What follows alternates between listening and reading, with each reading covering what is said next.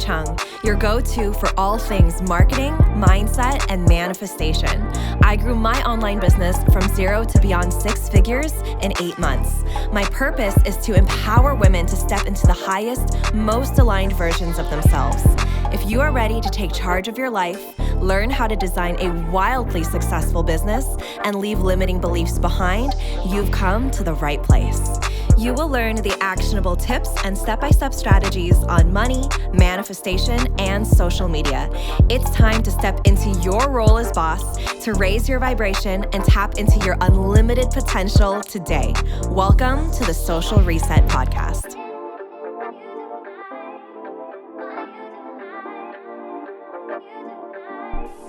Hi, everyone. Welcome back to the podcast. I'm so excited to be recording this episode. It's one that I talked about on my stories a couple weeks ago, and I thought that it would be so fun and got such a big response to it. And I love talking about sex, and I want to talk about sex so much more in my life and in my business. I talk, my students know all of my analogies are like sex analogies, and it's so funny. I feel like in another lifetime or another timeline, in this realm or even in a different realm, I am a total sex coach and goddess.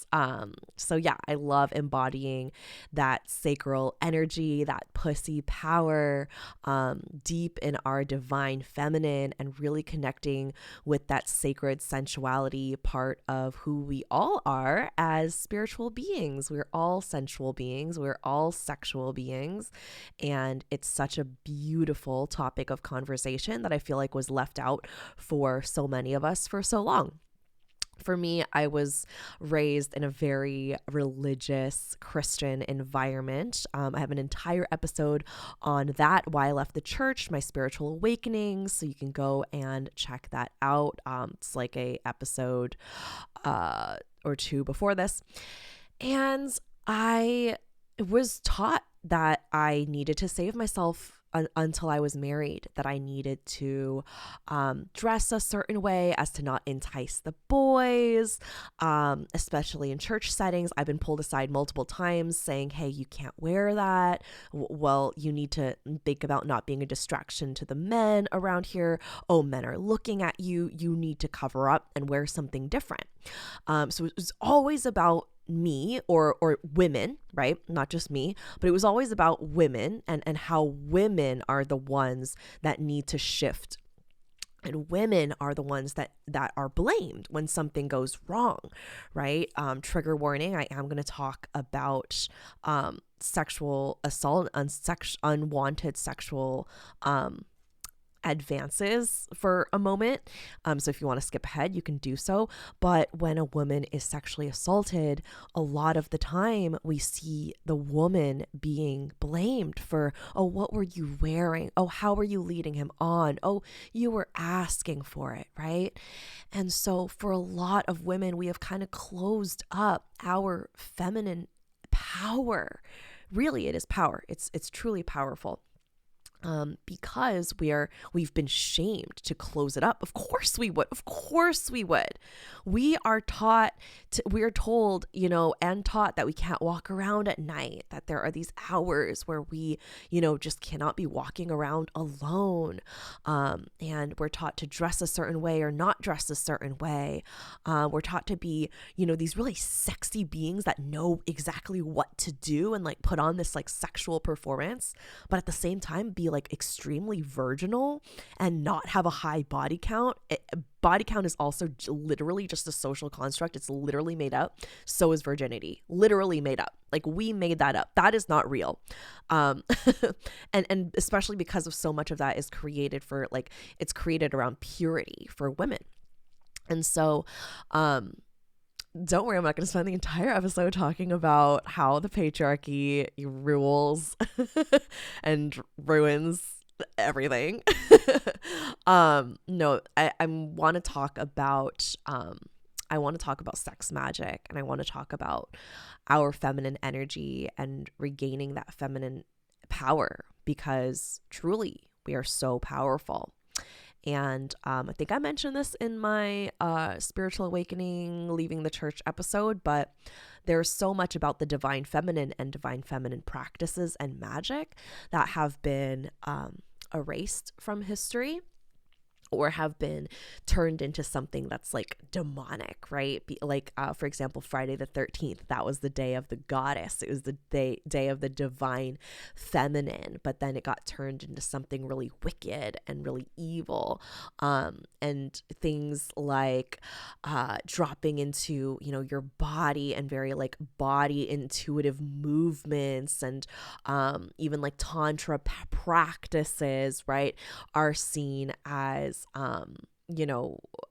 whatever we want to kind of label it through like the westernization or like literal colonialism of colonizing specific practices that either belong to specific cultures or are very divine feminine practices that we don't fully understand, and then just want to kind of get rid of, which happens a lot with like ancient practices, specifically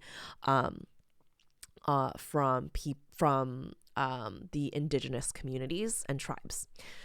So what I do want to share today, kind of with that preface of there's so much stigma around sex and these conversations that, even in my experience, in my own experience, I didn't understand much about really what sex could be. It was more so like conversations around, and my parents didn't know how to bring this up. They never really had the sex talk with me. I remember talking about periods and menstruation and, making sure that people don't put anything in my drink when I'm out for fear of sexual assault.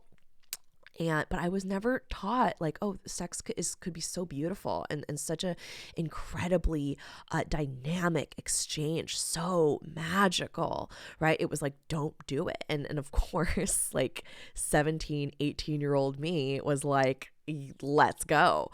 And of course, got pregnant when I was 18. And of course, I fully take responsibility for being a young teenager that, knew what was going on to a certain extent, but there was also honestly a lot that I just didn't know. And there was a lot that I just didn't really fully understand.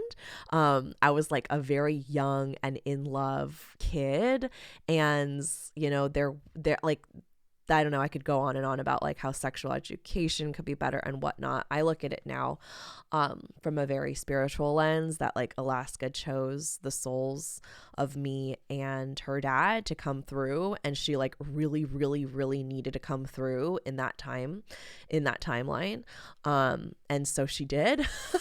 So of course I like truly believe in 110,000 million% that women need access to abortion rights no matter what. I don't care what the reason is, you get that abortion. Like, I don't care, right? Get that abortion.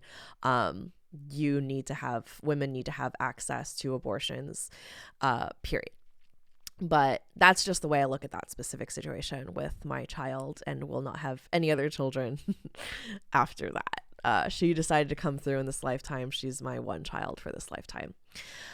But yeah, that was my experience, was like not really having a lot of really great conversations and knowledge and education around sex, and really wishing that I did, like really wishing that it was more of a talked about conversation and it wasn't just something that was demonized, kind of like money, right? Like, I always knew about money growing up. I didn't know about sex growing up. Honestly, didn't even understand like what sex fully was until like late high school. Yeah. But yeah, I like when it came to money, it was like demonizing money. When we were talking about money, it was like demonizing money, right? It was like, you better save it, you better not spend it, it's like really hard to come by. And when it came to sex, it was like, you better not have it, you better wait till marriage, right? Sex is not good, blah blah blah.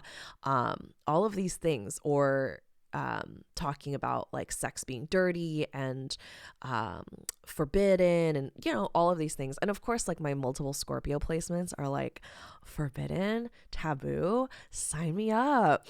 Like, let's go, I'm ready. So anyway, Yeah, that's me. But I mean, I share that because I don't think I'm alone, and I've spoken to so many women and so many people who have had very similar experiences around sex, and so I know with my daughter, it's going to be a conversation that we continue to have, as is age appropriate to her current age at the time, and continuing to build like healthy sex messaging as well as healthy relationships and romantic relationships, and just really showing her like what's okay, what isn't okay, and things like that. So yeah, that's kind of my take on it. And this conversation, I really want it to be a conversation of many that continues over and over through destigmatizing sex and having sex conversations, just like money conversations. Like, there are still people these days who are like, oh no, don't talk about money. Don't talk about how much you make. Don't share that. Or, oh no, that's disrespectful, or that's rude, or that's none of your business, or whatever. Right. And of course, if someone's not like willing to talk about it, that's one thing. But if people are sharing and bragging and talking about their wins and their money wins and money goals, that's something that should be celebrated, as well as our sex goals and our sex manifestations and our sex magic and what kind of sex we want to have, right? I find that, and this was my experience because I've literally dated men who have made me come, literally the number of like on a literal hand, right? Can count the number of times on my hand. And we would date for a while. And, you know, there's that stigma around like, well, it's different. I get to have this, but it's longer and takes longer for you, right? There's like so much. And like, oh God, if I knew what I knew now, if I wasn't like, you know, younger and dumber, I would not have put up with that. But there's just a lot that, again, we do not conversate around. And a lot of the conversations around sex and expecting sex and experiencing sex is because we live in a patriarchal world. It's about the male orgasm and the male pleasure. It's very rarely in a heteronormative couple and relationship for it to be really focused on the woman's pleasure. And we see this in media and porn and all of these things, right, that really continue to reinforce this concept in heteronormative couples that the pleasure is surrounded around men. And so it leaves a lot of unsatisfied women who maybe don't know how to speak up or speak up for what they want and what they desire, and continue building more and more unfulfilled sex relationships or sex lives. So yeah, that is just my preface. And I think it's, again, just important to open up these conversations and this dialogue so that we can keep talking more and more and more about the sex life that we desire, because like we manifest in every other area of our life, right, whether it is money and romance and family and health and all these things that we want to be in overflow of joy and protection and happiness over all our loved ones and all the areas in our lives that we want to just be in abundance, sex gets to be a big part of that. And I think sometimes we think about that or we manifest it on our own, but we don't really talk about it as much. And so I want to talk about manifestation as it comes to sex and sex magic and actually manifesting through sex. And yeah, and as well as conscious sex, sacred sex, and, you know, our feminine energy. Okay, so first things first, let's talk about manifesting through your orgasm. So this is called orgasmic manifestation. It could also be called sex magic. This can be done alone or with a partner.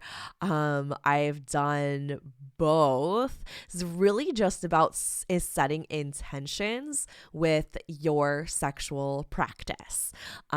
So you could literally set intentions for anything that you do.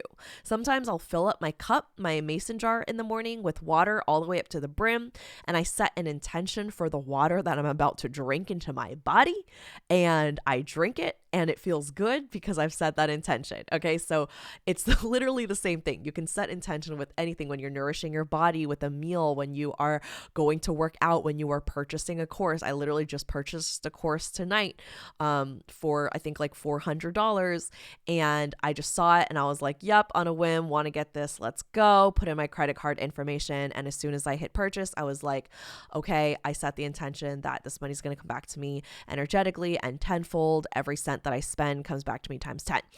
So I said that a couple times, and I was like, so it is. Thank you, thank you, thank you. And I was like, yeah, yay, okay, amazing. So it's the same thing with sex, right? So of course, if you're setting intentions with everything else in your life and everything that you do, every behavior, all of your patterns, then of course it could be applied to something as magical as sex. So I've done a lot of solo sex magic and orgasmic manifestation, just because like I like having my rituals. I'm also not partnered at the moment, and so a lot of this I enjoy doing on my own, but of course this is something that you can do with an aligned partner.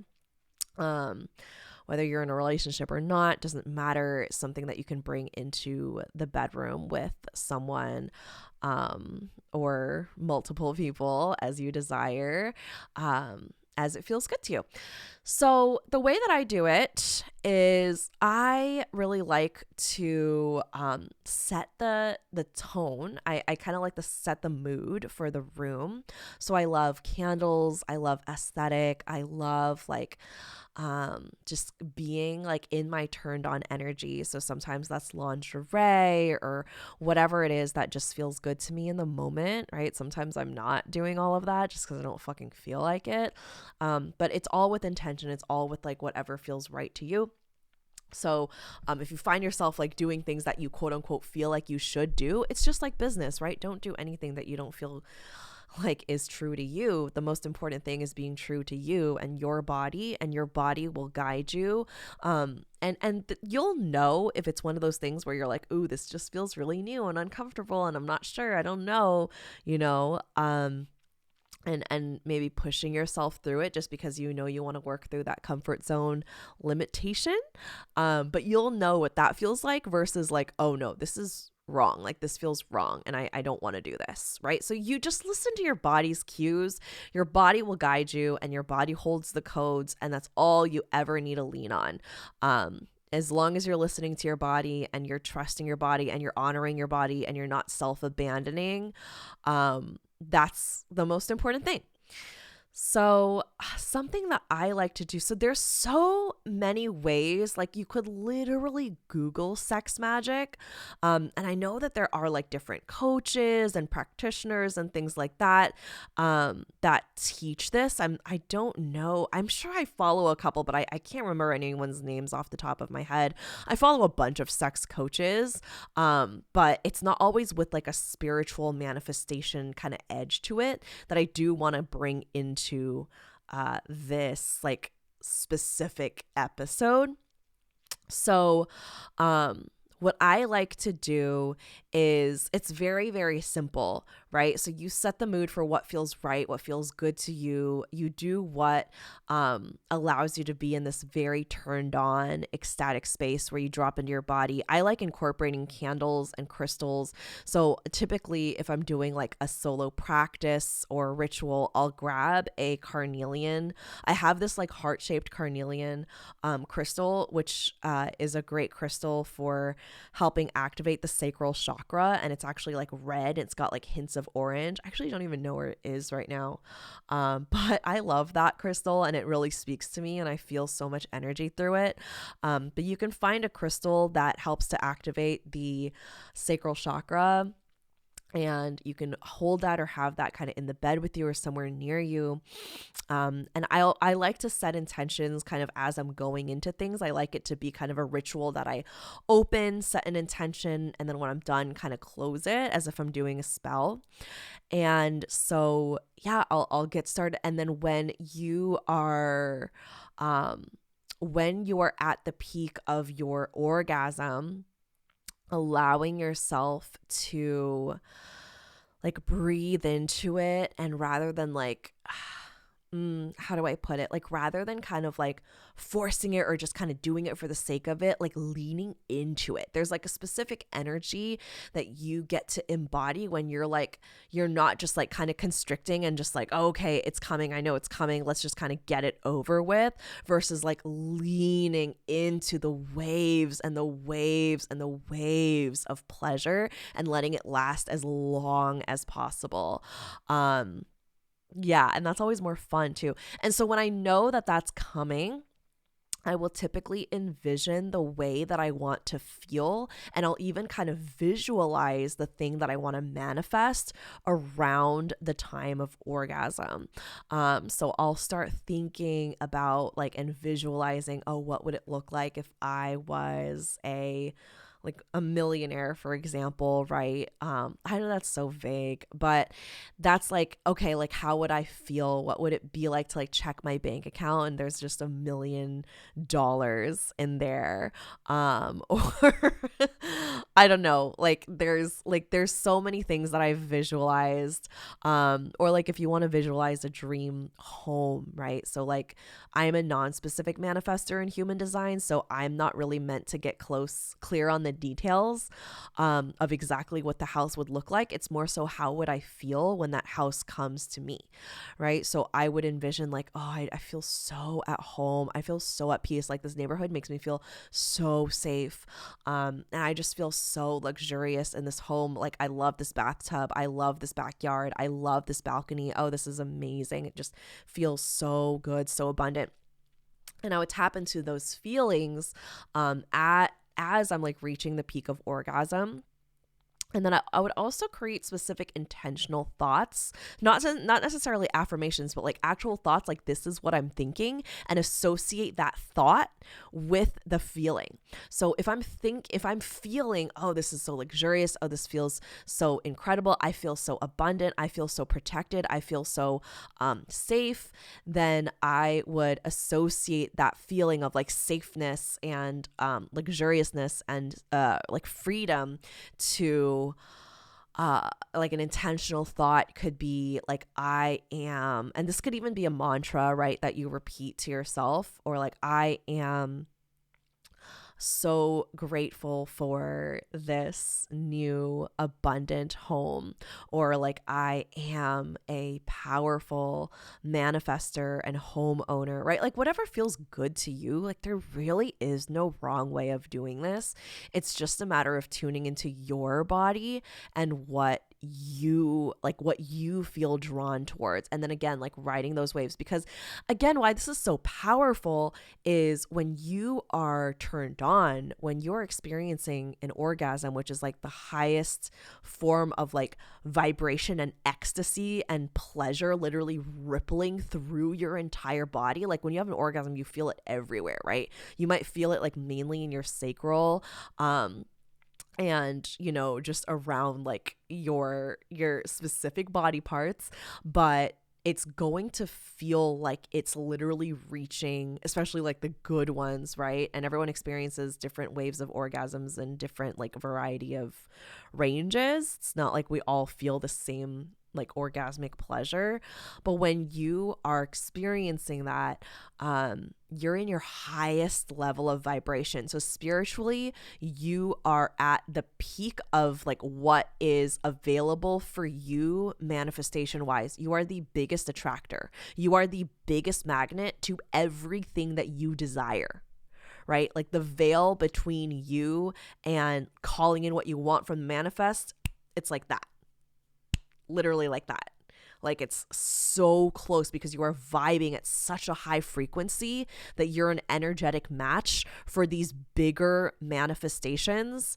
And not that it's going to happen overnight necessarily, but it helps you kind of jump and merge timelines faster than if you were just kind of like in a medium vibrational state, kind of calling it in and going, yeah, okay, I'm thinking about the dream house.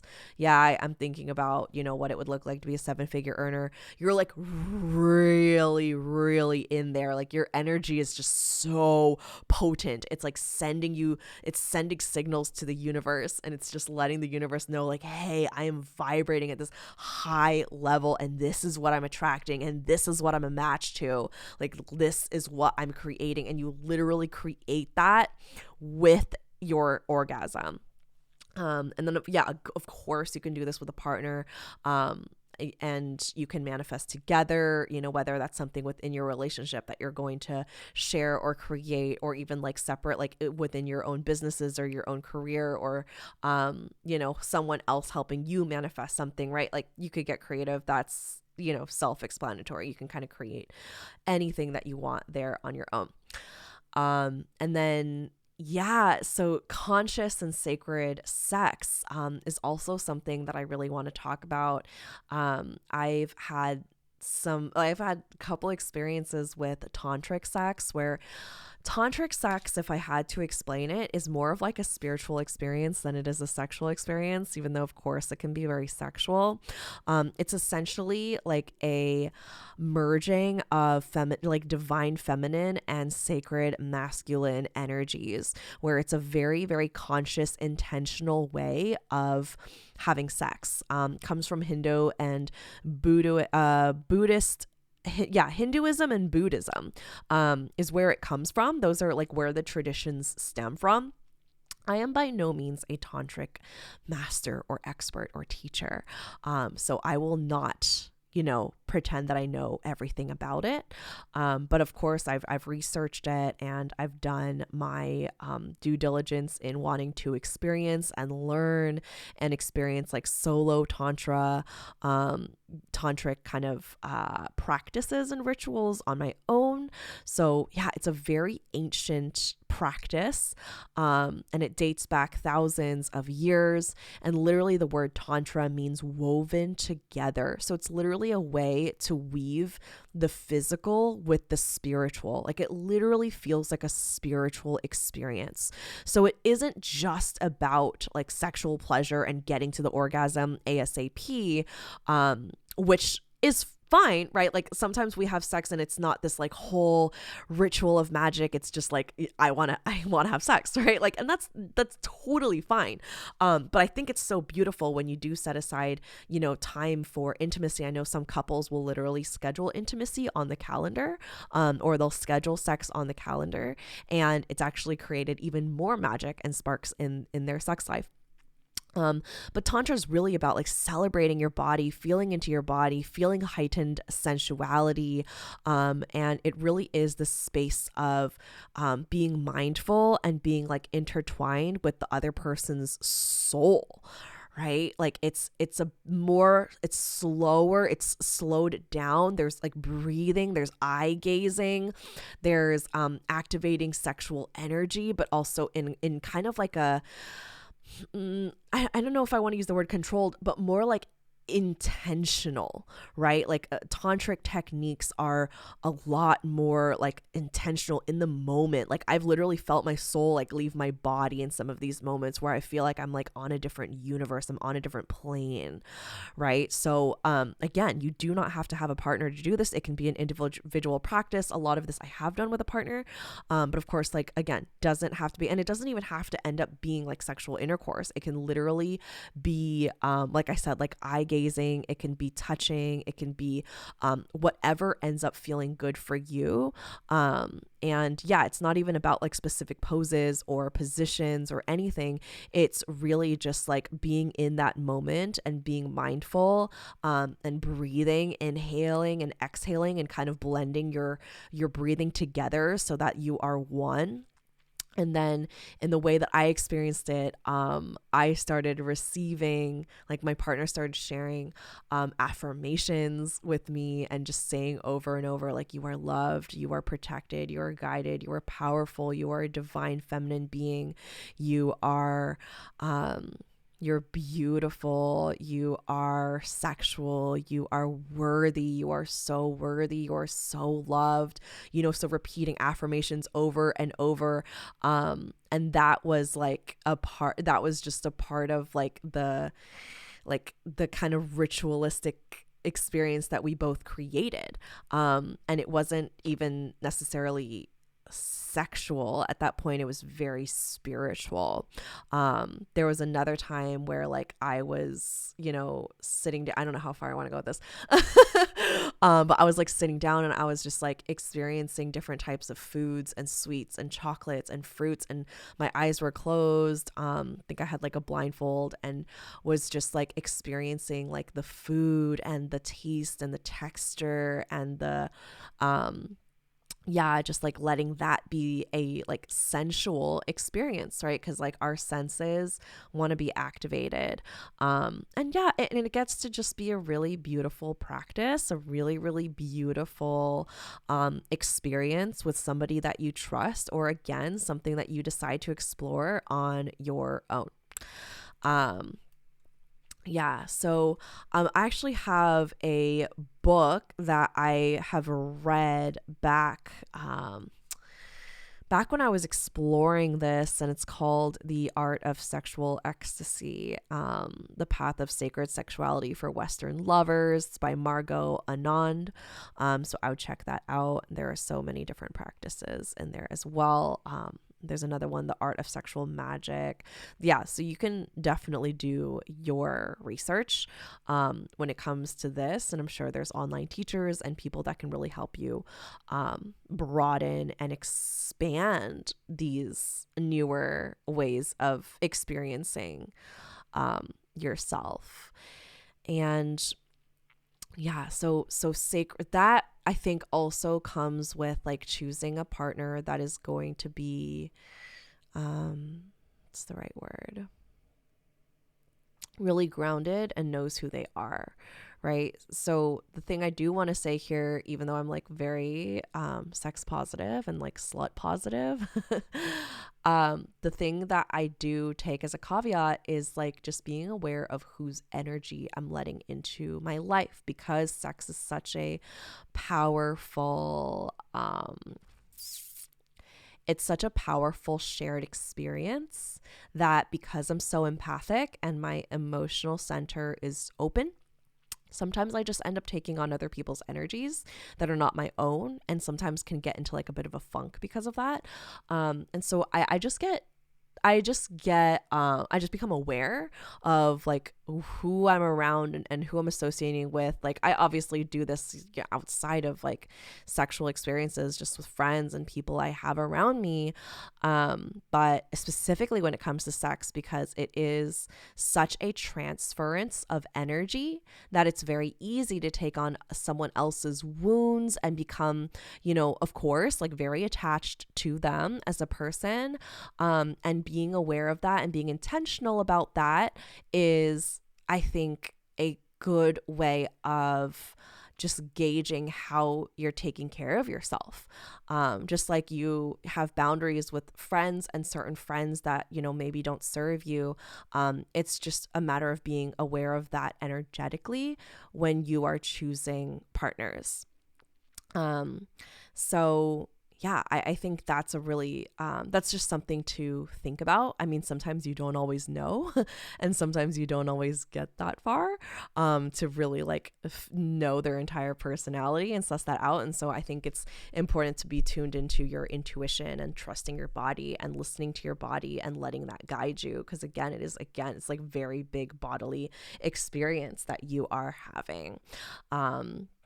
And I want to end with really, again, like destigmatizing sexual pleasure and even the word slut and all of these words that we get called, or we hear other women be called, for loving sex and sensuality. I mean, so many of us are having sex, right? Like most of us.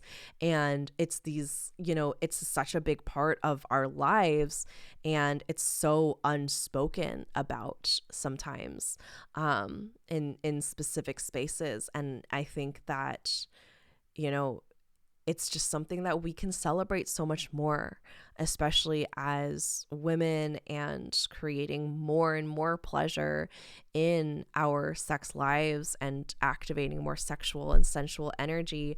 I know that that has actually helped me cultivate even more creativity and be even more in flow in my business. There's so many ways in which it boosts our self-esteem and confidence and creativity and downloads and so many beautiful things in our lives.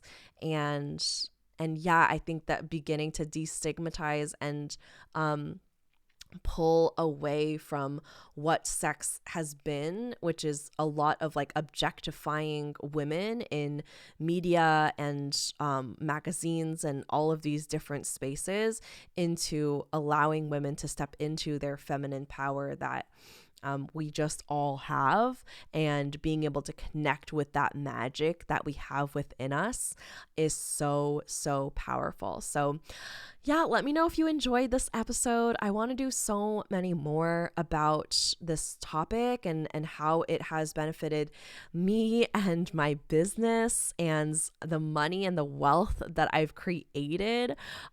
Sex is, I feel like, a good part of that. And I have so many more stories that I would love to share, just experiences in which I have, connected, spiritual or sexual experiences to milestones, money milestones, wealth that I've attracted, things I've just manifested in crazy ways. And so, yeah, and even more like sex magic rituals. So let me know if you enjoyed this. I can share more, and yeah, I would love to continue more of this conversation in the DMs. And if you love this episode, please give me give the podcast a 5-star review and rating on Apple Podcasts.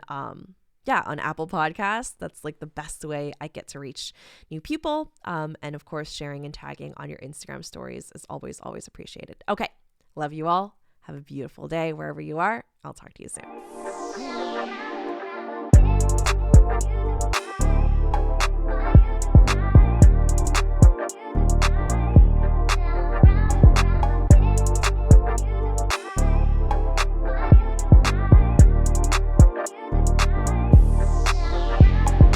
Thank you so much for tuning in, and don't forget to subscribe. If this episode resonated with you, please take a screenshot, share it on your Instagram stories, and tag me at tiffanychung.co. I truly appreciate interacting with every one of you. Catch you all on the next one.